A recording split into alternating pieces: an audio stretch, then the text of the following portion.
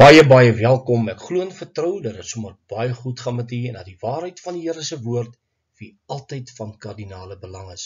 Nou ek gesels vandag oor 'n baie kontroversiële onderwerp, valse bekerings in die kerk. Met ander woorde, daar sal altyd twee groepe wees, naamlik bokke en skape, die onkruid en die goeie saad, en dit is baie belangrik dat ons hierdie onderskeid gaan maak. Nou, ek gaan vandag vir julle 'n paar videoklips speel. Ons gaan luister na leraars wat hulle mening gee. En dit is belangrik dat ons daarna gaan luister, want daar is soveel mense wat roem dat hulle ware Christene is. Hulle gaan kerk toe, hulle neem deel aan kerklike aktiwiteite en is nog nooit waarlik gered nie. Ons gaan vandag ook kyk na die sogenaamde sinner's prayer en dit is belangrik dat ons gaan kyk dat baie van hierdie goed kan misleidend wees en wat kan lei dat mense toch nog nooit tot bekering gekom het, want hulle het 'n besluit in hulle lewe gemaak iewers en hulle glo dat hulle nou waarlik Christene is. So kom ons spring dadelik weg.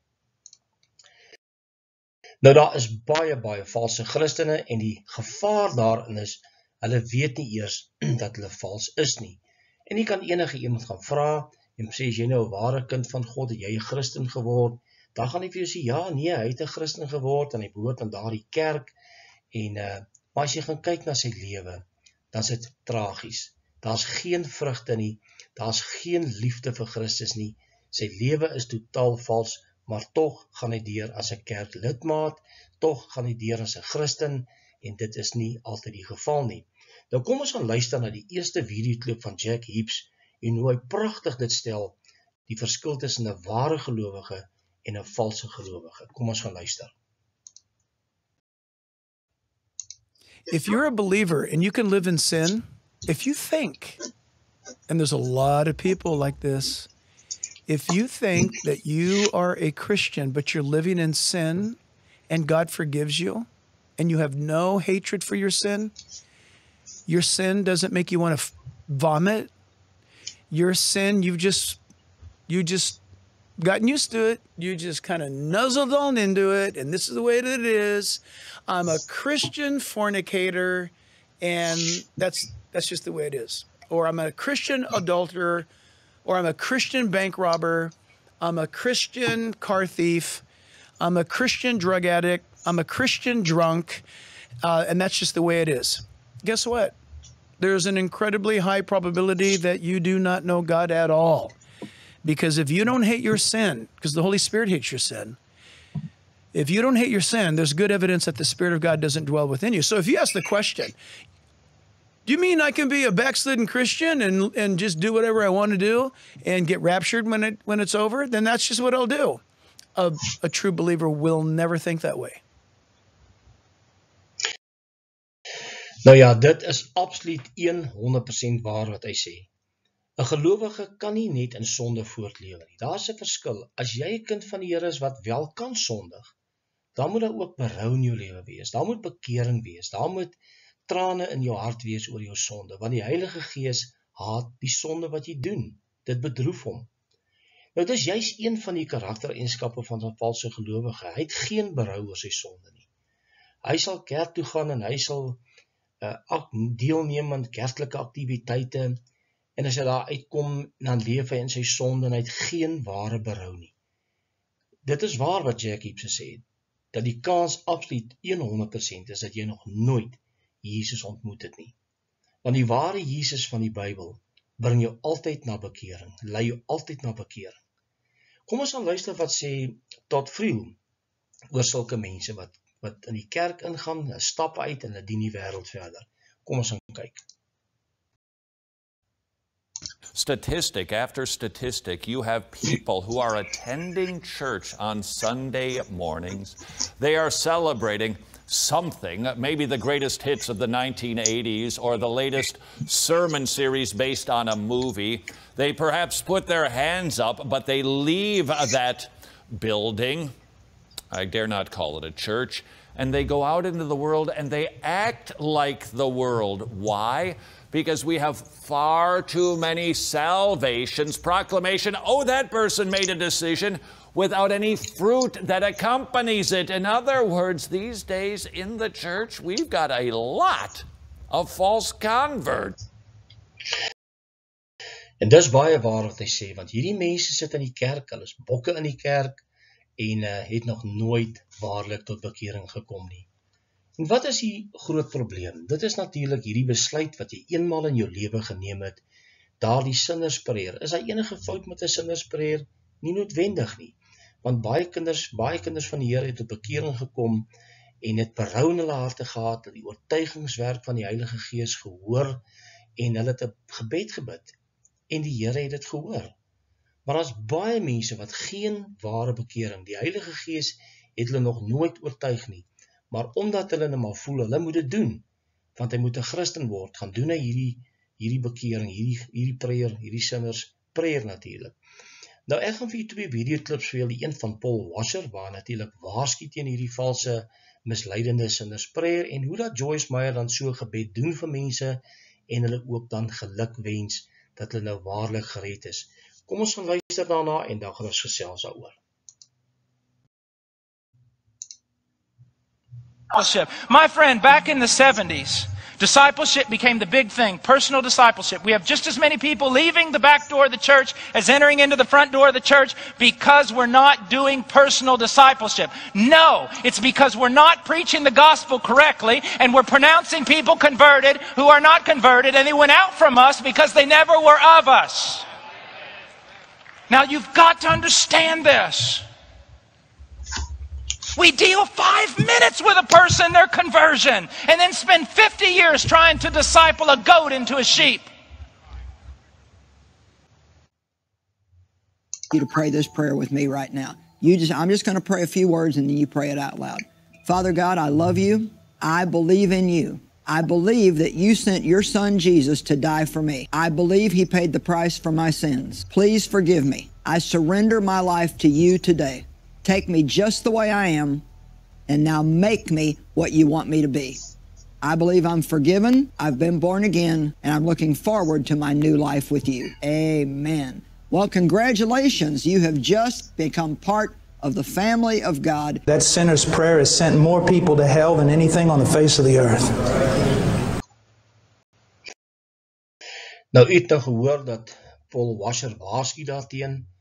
En as jy luister na die gebed wat Joyce Meyer gemaak het, is dit nie noodwendig 'n verkeerde gebed nie. Sy bid die regte woorde, maar die probleem is hierdie mense oortuig. Onthou, as die woord van die Here is duidelik.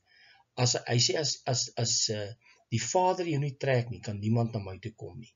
So jy moet die oortuigingswerk van die Heilige Gees ervaar.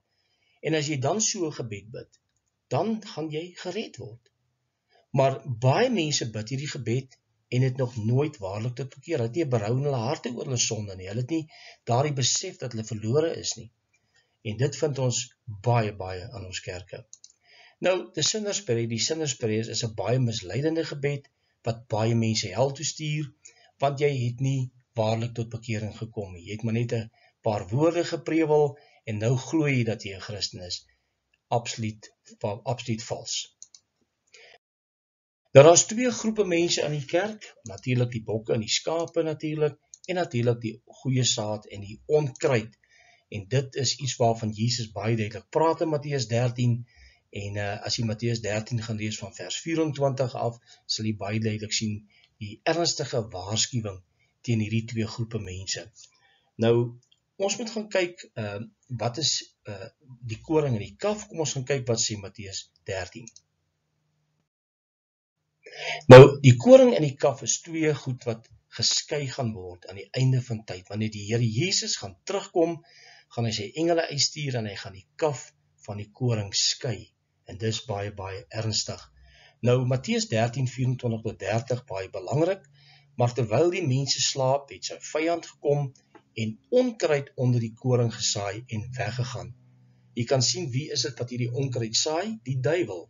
So baie mense wat in ons kerke is, wat valse bekeerlinge is, wat bokke is in die kerk, is deur die duiwel daar gesaai. Dis wat die skrif hier sê. Hulle het tussen die goeie saad ingekom en is daar gesaai, en hulle gaan kerk toe, en nou ja, dit is baie ernstig. Kom ons kyk wat sê die skrif verder. En die diensknegte van die huisheer het gekom en vir hom gesê, meneer, het jy dan nie goeie saad in die land gesaai nie? Waar kry dit dan die onkruid vandaan? En nou vra hulle hom of hulle dit maar kan uittrek. En dan kom die boodskap, nee. Hy sê dat julle nie miskien, as julle die goeie, die onkruid bymekaar maak, die koring daarmee saam uittrek nie. Laat albei saam groei tot die oes toe. In die oestyd sal ek vir die maaier sê, maak eers die onkruid bymekaar en bind dit in bondels om te verbrand, maar bring die koring bymekaar in my skuur. En dit is baie duidelik, aan die einde van tyd sal hierdie skeiding dan wel plaasvind. Nou as jy Matteus 3 vers 11 tot 12 lees, dan kry ons daar die sogenaamde doping met die Heilige Gees in vuur, wat baie van ons denominasies glo dat daardie vuur is 'n doping met die Heilige Gees om jou te reinig, maar dit spreek van oordeel. Daardie vuur het niks te doen met redding nie, maar dit het alles te doen met oordeel.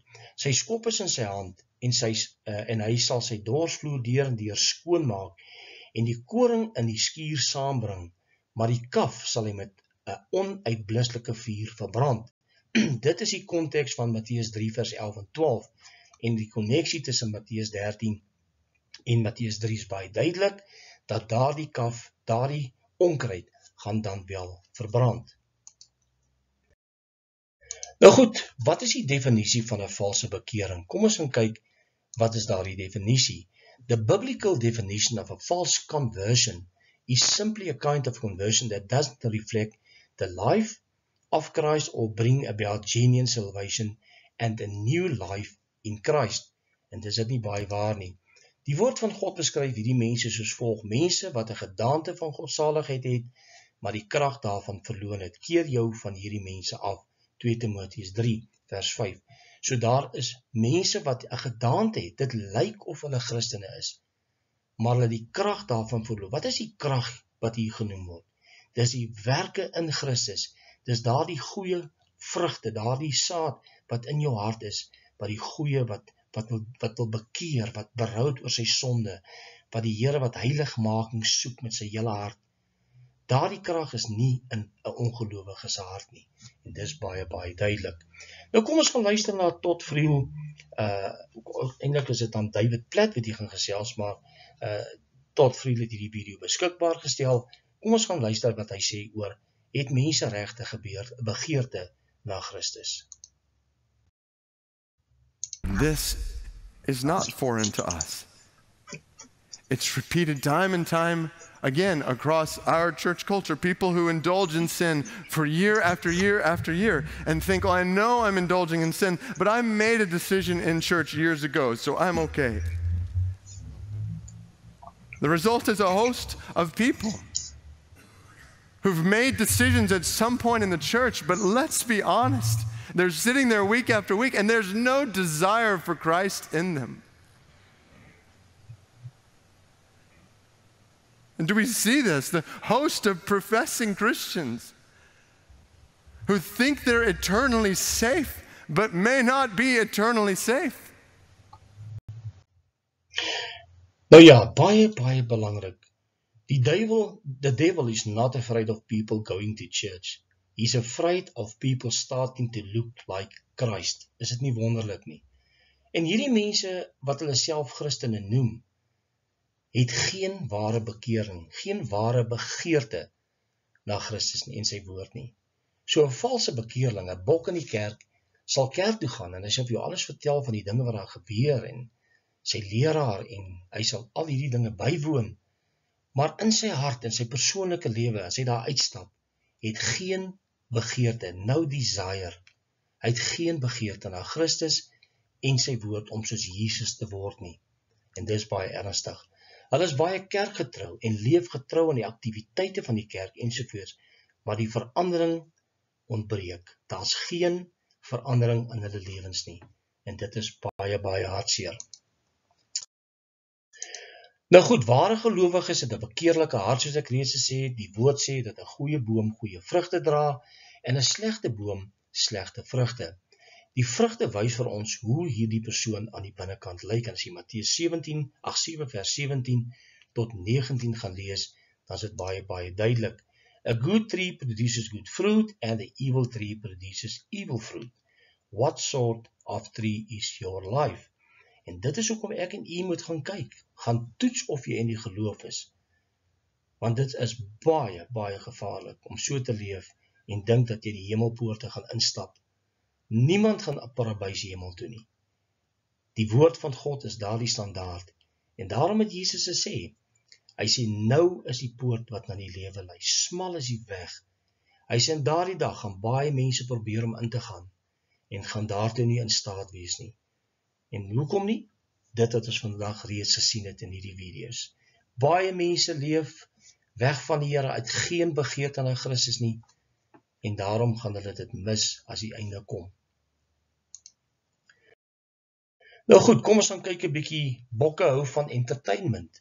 Nou hierdie mense word so geëntertain in ons kerke, die musiek wat daar gespeel word, die ligte wat flits, en daar's soveel, en op 'n stadium gaan ek 'n video doen, juis oor entertainment in 'n church, en jy gaan baie geskok wees, wat jy alles daar gaan sien. Nou musiek in die kerk moet ooreenkom met die musiek van die wêreld. Dit is wat hierdie mense glo. Die musiek wat in jou kerk gespeel word, moet ooreenkom met die woord van God, en nie met wêreldse standaarde nie. En Charles Spurgeon, ek dink dis hy wat het gesê het op 'n stadium daar, hy sê, a time will come when instead of shepherds feeding the sheep, the church will have clowns entertaining the goats. Dis dit nie skrifwekkend nie, en dis baie jare terug gesê. Ons sien dit vandag in ons kerke. Kom ons gaan kyk na een van daardie prentjies. Nou ja, entertaining the goats, dit is hoe dit lyk. En gaan na baie van ons kerke toe, en ek dink, ek gaan nou nie mense se tone wil trap nie, maar gaan kyk na baie van ons mega churches, ons charismatic kerke, charismatiese kerke, gaan kyk hoe lyk daar die musiek, en hoe lyk daai verhoog, en hoe lyk die musiek. Dink maar aan Jesus Culture, Bethel Music, Bethel Church Music, Hillsong, en al daardie denominasies. Dis om die bokke te entertain. As daar ware kinders van die Here is, behoort dit daar uit te kom, baie vinnig. Maar daar word bokke geëntertain, en dit is absoluut baie, baie skokkend. Nou goed, 'n valse Christen kenmerke, kom ons gaan kyk vinnig. False belief is often revealed through a careless attitude, love of worldliness, and avoidance of persecution. Baie belangrik. Simon's response to Peter's rebuke showed me he was motivated by fear of punishment rather than a genuine love for God. Nou, ons weet wie Simon was, die towenaar, en toe Petrus hom vermaan het, was daar meer vrees vir straf, en het hom natuurlik bekeer en so meer. Maar ons moet 'n liefde vir Christus hê, ons moet lief wees vir hom, ons moet ons bekeer omdat ons lief is vir hom, nie uit die straf vir die hel nie, want baie mense bekeer hulle want hulle wil nie hel toe gaan nie, maar hulle bekeer hulle nie omdat hulle teen God gesondig het nie, en 'n liefde vir hom het nie. To summarize, fake Christians are those who have chosen a saved appearance rather than a saved heart. Is dit nie belangrik nie? They care more about their status through the eyes of the church, their family or a Christian industry, rather than their status through the eyes of God. So baie is belangrik hoe jy voor die kerk, is jou pastoor tevrede met jou, het jy nou nie weer iets verkeerd gedoen nie.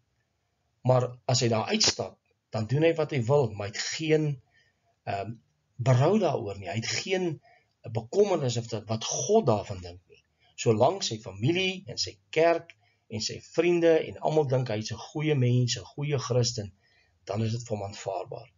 Dis baie, baie ernstig, en ek dink ons moet gaan kyk na hierdie dinge. Kom ons gaan luister wat sê Paul Washer oor 'n wêreldse sintheid, mense wat hierdie goed doen.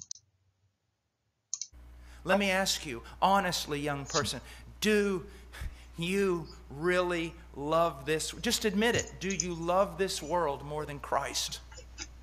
You say, well, don't judge me. You don't know what's in my heart. I don't have to know what's in your heart. I can just look at your life. Is your life given to the things of this world? To its so-called beauty and sensuality and entertainment and all these things, so that the scriptures mean nothing to you? Fellowship with Christ and prayer mean nothing to you? Seeking out other believers in the local church to grow in godliness means nothing to you. You just come to church on Sunday. If that is you, be afraid. Repent of your sins. Turn to Christ. Call out to Him until you know He has saved you and you know He has changed you. Nou, wat is 'n fake Christen? Nou ja, daar het Paul Washer 'n paar dinge genoem. As jy die liefde van hierdie wêreld in jou hart dra, dan is daar 'n probleem. Jy moet jou bekeer. Jy het nog nooit vir Christus ontmoet nie. En as jy 'n kind van God is, en jy leef in die wêreld, bekeer jou baie vinnig. En dis baie, baie ernstig. A fake Christian is simply someone who professes to be a Christian, but live a life that is contrary to the Bible or that of Jesus Christ, and produces no good fruit to support their claims. As daar nie vrugte in jou lewe is nie, onthou die Here kom nie gawes by jou soek nie. Daar's baie mense wat roem dat gawes, maar die Here kom vrugte soek aan daai boom. En as daar nie vrugte is nie, dan gaan hy vir jou, dan gaan hy die tuinier vra om daardie boom uit te kap. En dis baie ernstig.